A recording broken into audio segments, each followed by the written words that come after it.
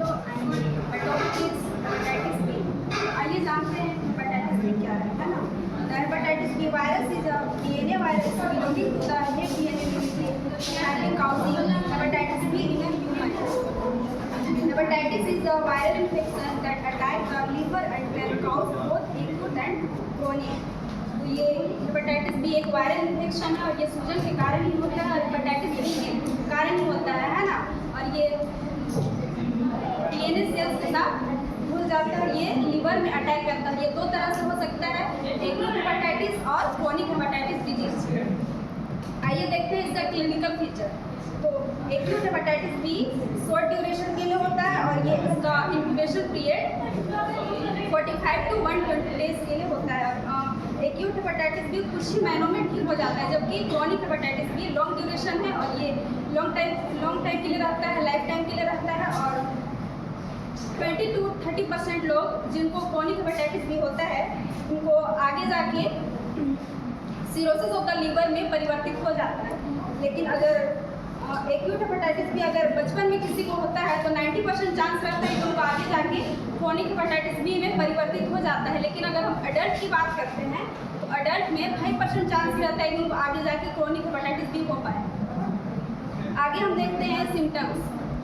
Fever और flu like illness, dark urine, nausea है ना, जी का मचलना, वोमिटिंग और joint pain, jaundice, yellowing of the skin and eyes और थकान भी महसूस होता है। और आगे देखते हैं cause of infection, sharing of needle. अगर नीडल को एक व्यक्ति से अगर दूसरे व्यक्ति में अगर शेयर करते हैं तो उससे भी इन्फेक्शन फैलता है। और ब्लड का ट्रांसफ्यूजन, मदर्स टू चाइल्ड, माँ के द्वारा बच्चे में फैलता है और अनसेफ सेक्सुअल कॉन्टैक्ट से भी होता है। आगे देखते हैं प्रिवेंशन ऑफ हेपेटाइटिस बी। इसकी रोकथाम की बात करते हैं तो वैक्सीन के लिए वैक्सीन के 3 डोज ले सकते हैं, है ना। इसके लिए सबसे पहले हमें HBsAg का टेस्ट करवाना होता है। अगर इसमें HBsAg अगर नेगेटिव आता है तो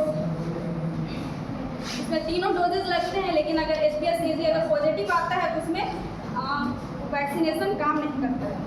अगर हम डोजेस का बात करें तो डोजेस कब लेना होता है। डोजेज एक किसी भी उम्र में ले सकते हैं, कभी बचपन में भी मिलता है और फिर सेकेंड डोज लेना होता है 1 महीने के बाद, मतलब फर्स्ट डोज लेने के 1 मंथ के बाद।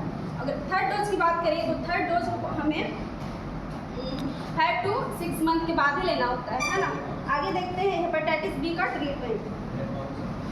The goal of treatment for chronic hepatitis B is the suppress hepatitis B virus replication, prevent the progression of liver disease. Treatment की अगर हम बात करते हैं तो क्रोनिक हेपेटाइटिस बी शरीर से निकलना, अगर किसी को क्रोनिक हेपेटाइटिस बी अगर होता है तो उसको शरीर से निकलना काफ़ी मुश्किल हो जाता है, क्योंकि वह लाइफ टाइम के लिए रहता है ना। और इसके इलाज के लिए पेशेंट को जीवन भर गोली खाते रहना पड़ता है और साल में 1 बार हमें अल्ट्रासाउंड भी करवाना पड़ता है। लेकिन अगर एक्यूट हेपेटाइटिस बी अगर किसी को होता है तो लीवर में कोई सूजन पैदा नहीं होता है, जिससे कि पेशेंट को कोई तकलीफ नहीं होती है। इसके लिए ट्रीटमेंट का कोई आवश्यकता नहीं पड़ता है। Thank you.